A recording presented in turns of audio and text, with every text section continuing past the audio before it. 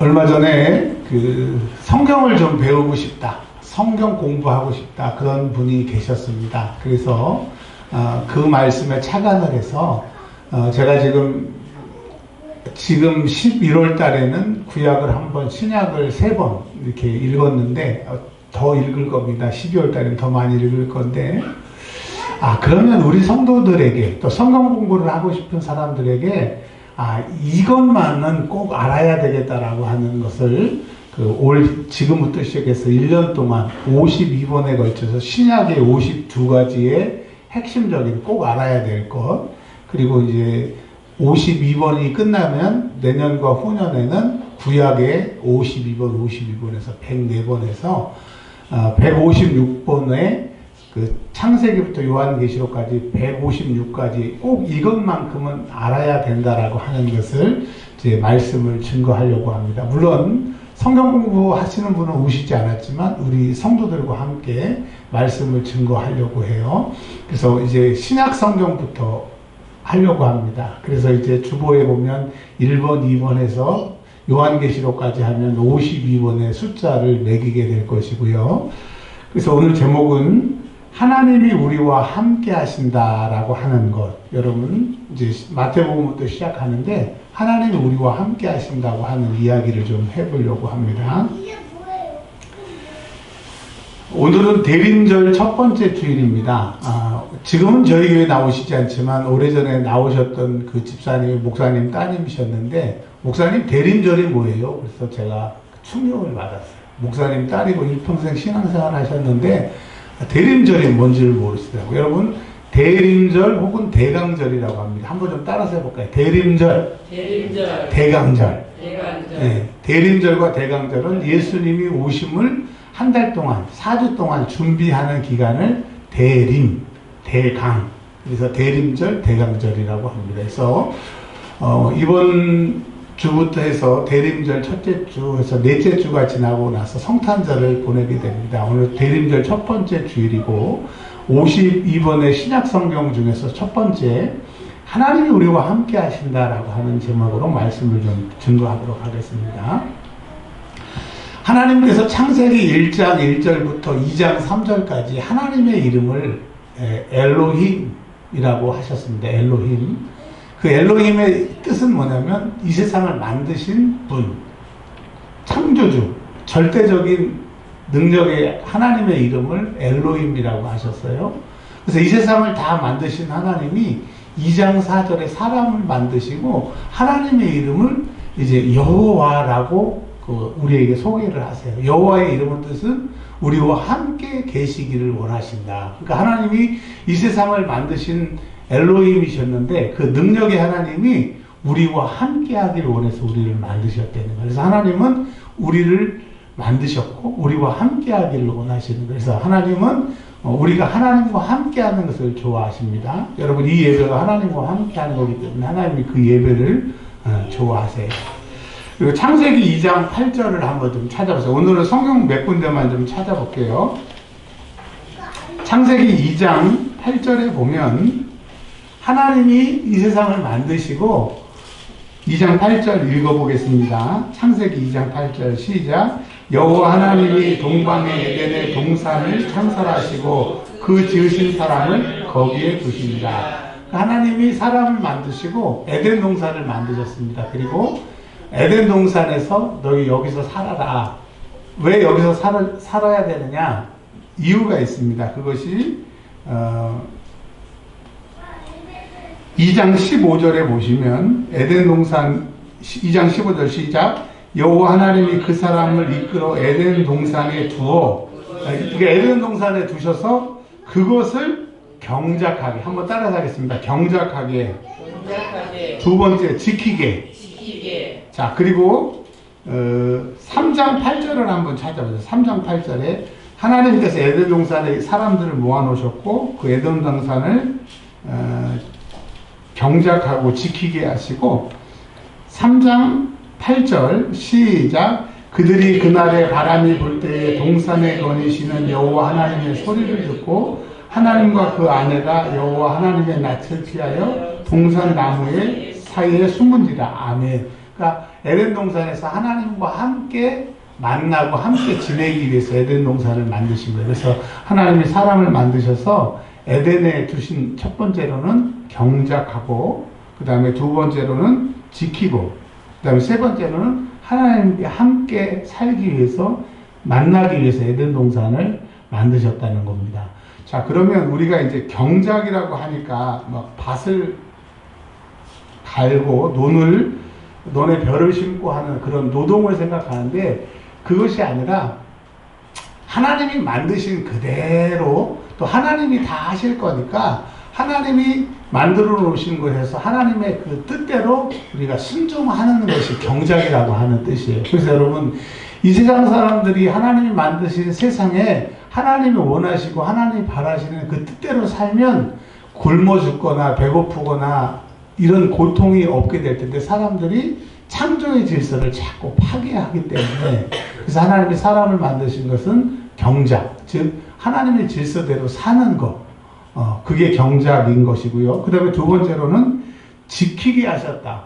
에덴 동산에 금은보화가 있어서 도둑들이 와가지고 그 금은보화 훔쳐갈까봐 지킨다, 그런 것이 아니라 여러분, 자기의 있을 자리에 있는 것이 지키는 거예요. 즉 사람들은 하나님 에덴 동산에 부르신 것은 거기에서 하나님이 부르실 때 얘 여기 있어요, 늘 그 자리에 있어야 되게끔 에덴 동산을 만드시고, 또 에덴 동산에서 하나님이 만나 주시려고 에덴 동산을 만나 주신 거예요. 그래서 여러분, 천국은 뭐예요? 하나님의 뜻대로, 또 하나님이 하나님 예배하는 그 자리, 그리고 하나님을 만나는 그곳이 천국인 겁니다. 그래서 에덴 동산은 천국의 모형인 거예요. 이 에덴 동산이 곧 천국의 모습을 보여주는 겁니다. 그러나 에덴 동산은 나중에 이스라엘 아담과 하와가 죄를 지음으로 쫓겨났기 때문에 에덴 동산은 완전한 곳은 아니에요. 그러나 천국은 이제 쫓겨나는 것이 없고 사망이나 애통하는 것이 없기 때문에 천국은 완전한 것입니다. 그 에덴을 왜 만드셨느냐? 즉 경작하고 지키고 하나님을 만나러, 이걸 하나로 합치면 하나님과 함께 살라고 하나님 에덴 동산을 만드셨어요. 그러니 여러분, 하나님과 함께 사니 먹는 것이 해결이 되지요, 죽음이 없지요, 그냥 행복하게 사는 거야. 여러분, 하나님 안에 있으면 죽는 것도 없고 행복하게 살게 되게 되는 거예요. 그런데 하나님을 대적하는 세력, 이 사단, 마귀, 귀신이 하나님이 싫으니까 하나님의 사랑받는 우리 인간들을 죄짓게 만들게 됩니다. 우리가 잘 아는 것처럼 선악과를 따먹게 해서 이제 어떻게 되느냐? 3장 23절을 한번 보십시오. 선악과를 따먹었어요. 하나님이 에덴 동산을 만드시고 그들과 함께 살려고 했는데 죄를 지으니까, 즉 불순종하니까 하나님과 살 수가 없게 되는 거예요. 여러분, 죄는 하나님과 함께 살지 못하도록 우리를 하나님과 분리시키는 거고 파괴시키는 거예요. 그래서 이 죄가 문제예요. 죄송하지만 한 번만 따라서 하겠습니다. 죄가 문제다. 죄가 문제다. 이 죄만 없었으면 여러분 내일 출근 안 해도 돼. 내일 카드값, 내일 일일날 카드값 내실 사람 많잖아요. 내일 카드값 걱정 안 해도 돼. 그 죄 때문에 그 좋은 에덴의 뜻이 낙원이거든요. 기쁨이거든요. 그 기쁨이 죄 때문에 상실이 되게 된 거예요. 자, 어떻게 상실이 되느냐? 3장 23절 시작.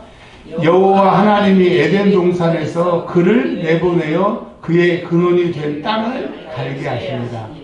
하나님과 함께 살았던 그 행복의 땅에서 죄 때문에 나가게, get out, 꺼져, 쫓겨나게 된 거예요. 즉 하나님과 단절이 오게 되는 겁니다. 하나님이 우리를 사랑하셔서 우리를 위해서 이 세상을 만드시고 우리를 사랑하시기 위해서 우리를 만드셨는데, 죄 때문에 하나님에게 쫓겨나가고 에덴 동산을 쫓겨났으니까 살 길이 있어요? 없어요? 없어요. 그냥 땅을 간다라고 하는 것은 이제 먹고 살기 위해서 죽도록 고생만 있게 되는 거예요. 여러분, 하나님 떠난 사람은 고생밖에 없는 거예요. 이 고생의 근원이 신랑을 잘못 만나서 내가 무능해서가 아니라 죄 때문이에요. 그래서 여러분, 잘 사는 사람이나 못 사는 사람이나 성공한 사람이나 성공 못한 사람이나 죄의 문제가 해결되지 않으면 그 고통의 바다에서 헤어날 수가 없어요. 불교에서는 이 세상을 고해라고 해요. 고통의 바다라고 해요.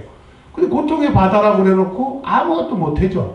근데 여러분, 우리 복음은, 하나님은 이 고통이 죄 때문이기 때문에 이 죄를 해결하라 말씀하신 거예요. 그래서 인간은 이제 에덴 동산에 쫓겨나서 방법이 없었어요. 방법이 없었어요. 근데 하나님께서 아유, 저 죄인들을 내가 보지 말아야지. 그런데 사랑이 이기기 때문에, 하나님 우리를 사랑하시기 때문에 죄된 인간들을 찾아오셔요. 어떻게 찾아오시냐? 아브라함을 통해서 찾아오시고, 아브라함의 후손이 큰 민족이 된 다음에 시내산에서 하나님이 찾아오십니다. 찾아오셔서 출애굽기 25장 8절을 한번 좀 찾아보셔요. 출애굽기 25장 8절.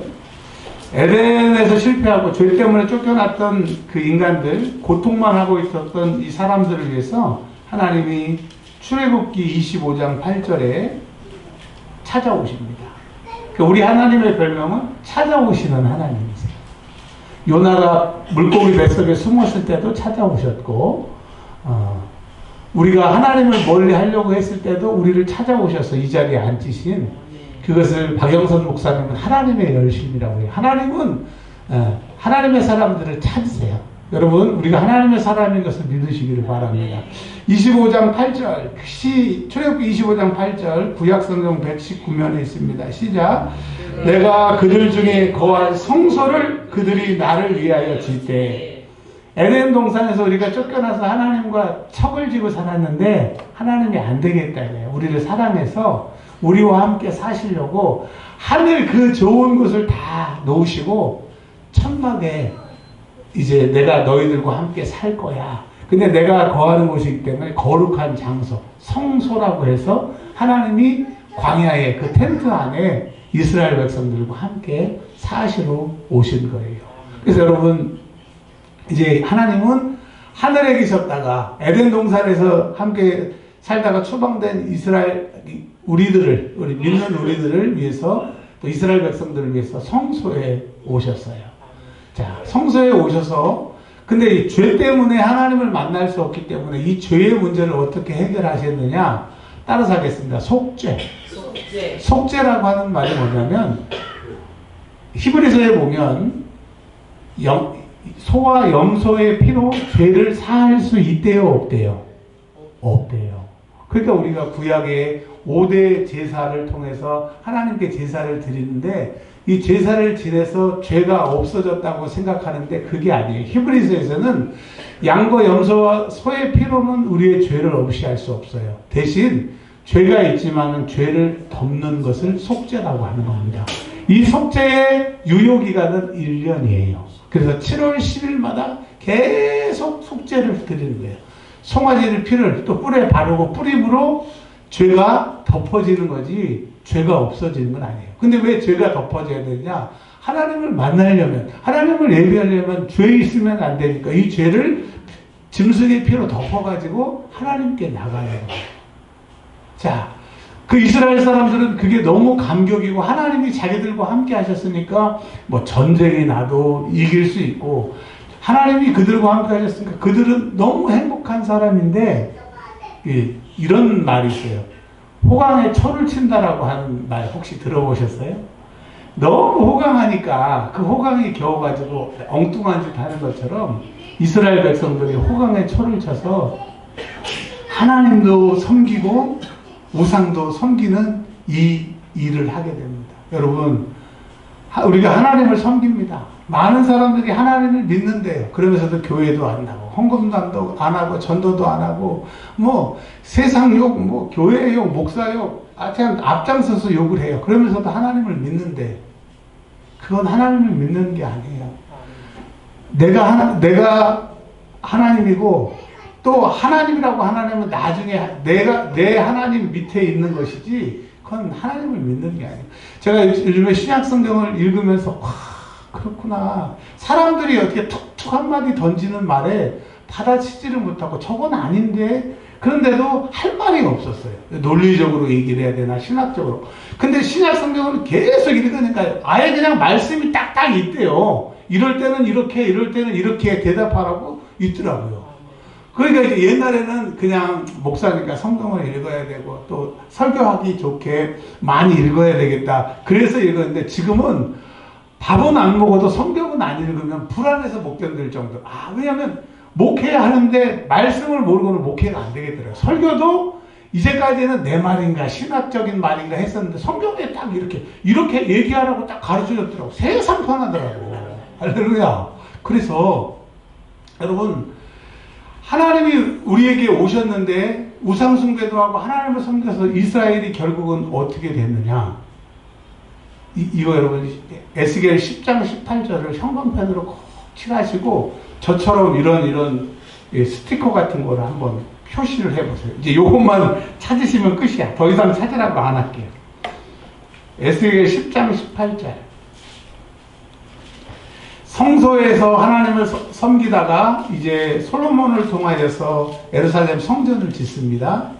근데 하나님도 섬기고 우상 숭배도 하고, 그러니 하나님이 참고 그 뒤에 있는 선지자들을 보내서 8세기 선지자, 7세기 선지자, 포로 전 선지자, 포로 후 선지자들 보내서 수많은 선지자들 보내서 돌아오라, 회개하라, 메타노이아, 너 하나님과 우상 숭배했고 너희들 마음대로 하나님 섬겼던 것 다 버리고 하나님 말씀으로 돌아오라, 하나님께 돌아오라. 선지자를 보냈더니 선지자들 때리고 죽이고, 듣기 싫다 이거예요. 여러분, 이 시대가 꼭 선지자들이 외치는 소리를 듣기 싫어하는 소리 아닙니까? 제가 얼마 전에 그 목사님들 예배 드리는 자리에서 앉아서 예배를 드렸습니다. 근데 그 하나님이 저에게 주시는 그 레마의 말씀이 뭐냐면, 이 목사 어때?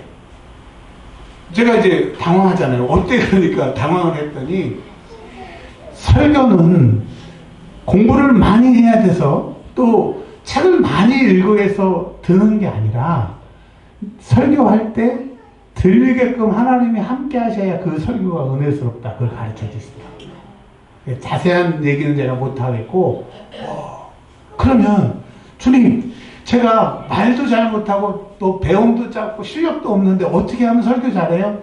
걱정하지 마. 네가 나를 존중히 여기. 우리 이 설교 드렸잖아요. 그럼 제가 어떻게 하나님을 존중히 여길까요? 너 예배하는 자가 돼. 이렇게 예배 드리는 거 말고 너 매일매일 나한테 예배해.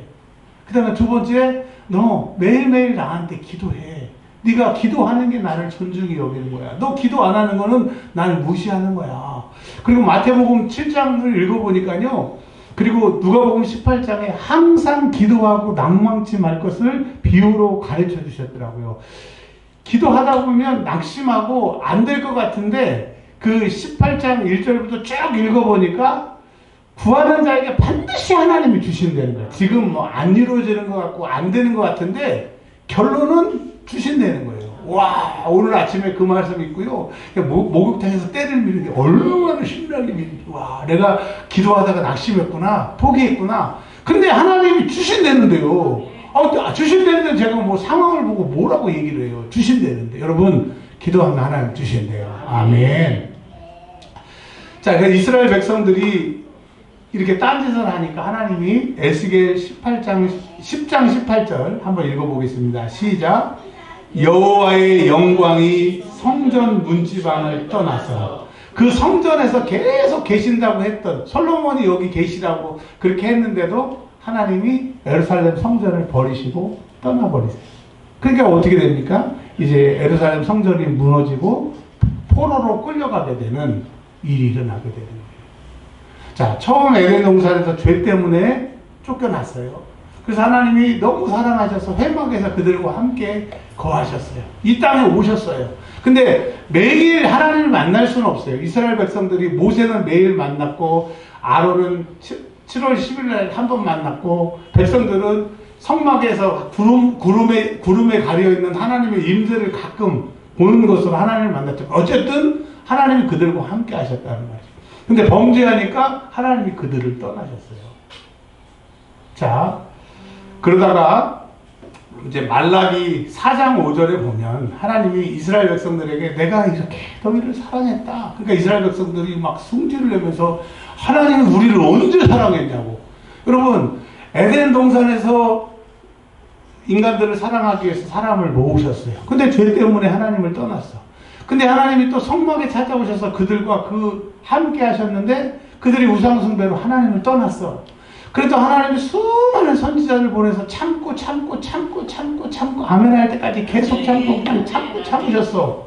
그리고 말라기에 와가지고 이제 다 터덜터덜 소망이 없는 그들에게 주님이 이제 희망을 주시려고 이렇게 찾아오셨는데 말라기에 뭐라고 그래요? 주님이 언제 우리를 사랑했냐고요. 여러분, 이스라엘 백성은 다른 백성은 안 그랬는데 하나님이 이스라엘 백성만 사랑하시고 이스라엘 백성을 위해서 그렇게 참으셨는데 이스라엘 백성들이 하는 말이 언제 우리를 사랑했니요? 여러분, 우리가 지금 죄 때문에 하나님을 떠났고 그 떠남으로 인해서 우리의 삶이 어려워졌다고 하나님이 나를 언제 사랑했냐고 하나님이 나와 함께 하셨느냐고 우리가 이렇게 대드는 사람은 하나님이 이제 말라기에서 쑥 하늘에 올라가세요. 그리고 자그마치 얼마 동안 이 땅에 선지자도 아무 사람도 안 보내셔요. 몇 년 동안? 400년 동안.